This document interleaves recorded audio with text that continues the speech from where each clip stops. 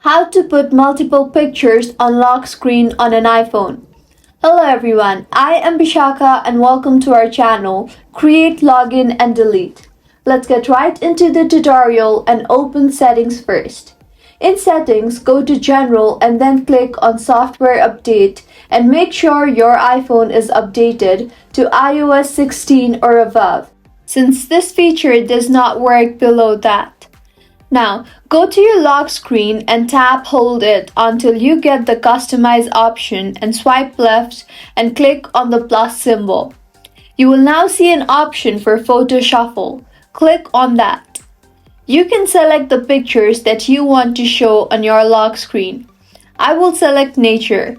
You can also adjust the shuffle frequency according to your want. I will select on tap and then click on the used featured photos.